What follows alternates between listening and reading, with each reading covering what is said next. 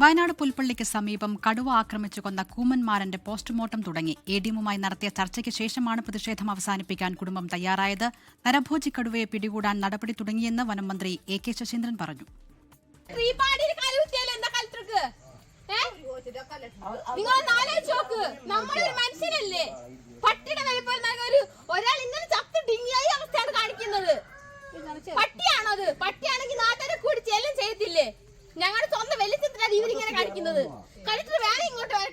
കുടുംബാംഗങ്ങളെ കണക്കിലെടുക്കാതെ മൃതദേഹം മോർച്ചറിയിലേക്ക് മാറ്റി കലക്ടർ സ്ഥലത്തെത്തിയില്ല തുടങ്ങിയ വിഷയങ്ങൾ ചൂണ്ടിക്കാട്ടിയായിരുന്നു കുടുംബത്തിന്റെ പ്രതിഷേധം.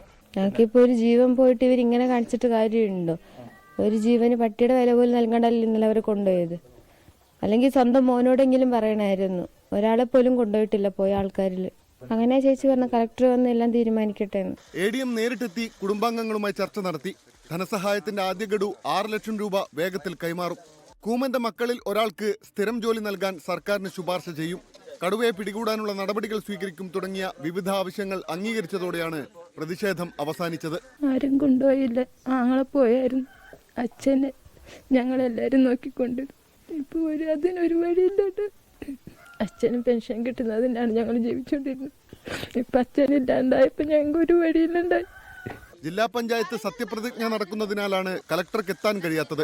2 ദിവസത്തിനകം ഉന്നതിയിലെത്തുമെന്ന് ഉറപ്പു നൽകി. കടുവയെ എത്രയും വേഗം പിടികൂടണമെന്നാണ് നാട്ടുകാരുടെ ആവശ്യം. ഞങ്ങളെല്ലാം തീരുമാനിച്ച് ഞങ്ങൾ പറഞ്ഞ കാര്യം അംഗീകരിച്ചിട്ട് മക്കൾ പോയിട്ടുമുണ്ട്. കടുവനെ എന്തായാലും പിടികൂടണമല്ലോ സാർ. നമുക്കായാലും മക്കൾക്കായാലും ഭയം തന്നെയാണ്. നമ്മൾ ആദിവാസികൾക്കല്ല എല്ലാ ജനങ്ങൾക്കും ഇന്നും ഭയം തന്നെയാണ്. പ്രതിഷേധം കണക്കിലെടുത്ത് വൻ പോലീസ് സന്നാഹമാണ് സ്ഥലത്ത് ക്യാമ്പ് ചെയ്തിരുന്നത്. 24 വയനാട്.